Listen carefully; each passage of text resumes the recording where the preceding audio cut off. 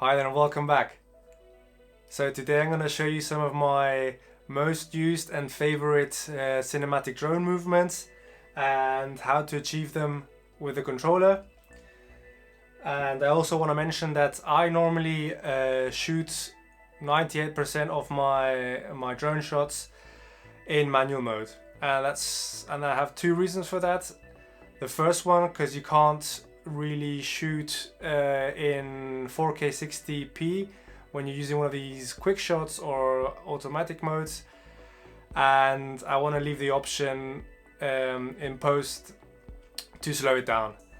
And the second reason why I shoot it manually is because if you do one of these quick shots, the subject or the object that you're tracking will be always in the center, and sometimes I don't want that. I want to place the subject at the bottom of the frame or on the left, and if you're using one of these automatic shots, then you won't be able to do this. Right, let's get to the shots themselves. Subject into shot. Let a subject or an object come into the frame. This tells a story by taking the audience by surprise. The tilt down reveal. So what you want to be doing here is moving either forward or backwards and place the camera above the horizon. The DJI MA2 can do this, and then slowly move the camera down whilst you're moving either backwards or forwards. When you move your camera down, then you'll introduce your subject or scenery. The parallax.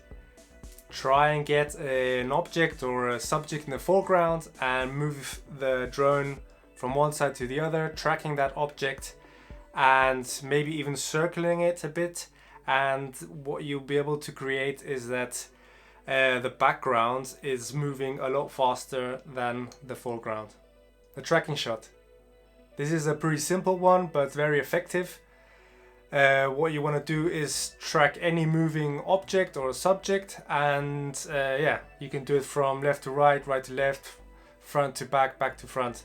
Doesn't really matter, just track the object and you get a really cool cinematic shot. The bird's eye view.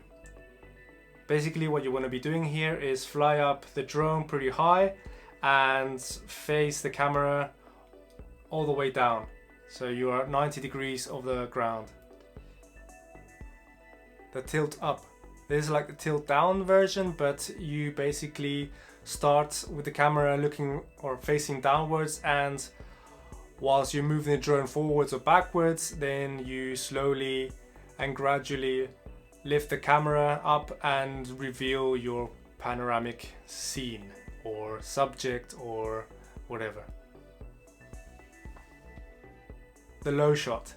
This is also one of my favorites because it gives you a lot of a sense of motion, and basically the lower you get, the higher the sense of motion you'll get. The crane shot. So this is one of the shots that you always see in Hollywood, and if you do it right, you won't even think that you did it with a drone.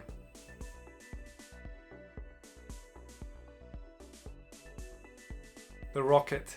So this one is similar to the bird's eye view, but you want to basically move upwards and reveal some interesting geometric shapes in the landscape. This shot is one of my favorites, and sometimes I try and introduce some more movement into it. I either move up or down and then I twist a little bit. This also gives it a really cool effect to it. The slider. So just like you would with a normal camera slider, move the drone from one side to the other and try and get some foreground objects so that you get this sense of movement.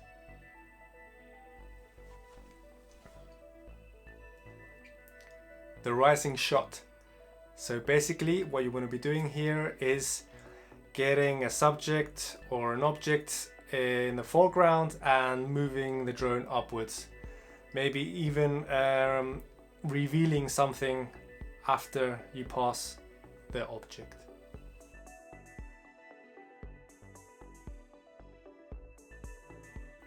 the Panorama Orbit. So this is similar to the slider drone move, but you want to add a little curve to it.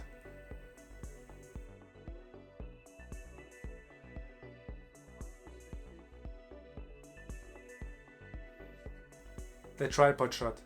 This might just sound very boring, but from a high perspective you can get a really cool shot, and the key is to try and get a moving object or moving subject in the frame. The Overtake. This is also a cool drone shot. Basically you want to surpass a object or a subject and basically take the viewer through a journey. So those were the shots. I also want to share with you what I do in post with most of my drone shots. The first thing is to add some stabilization. The second is to level the horizon. Sometimes the drone doesn't really get that perfectly.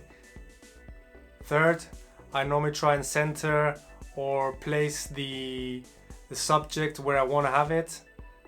And fourth, noise reduction. Unfortunately, the DJI Mavic Air 2 has a little bit of noise, so I always slap some noise reduction on it. And my last tip is to try and get multiple angles and shots, because you're most probably not going to use the same shot in the same edit. Right, now go out and film and have fun. Take care, goodbye.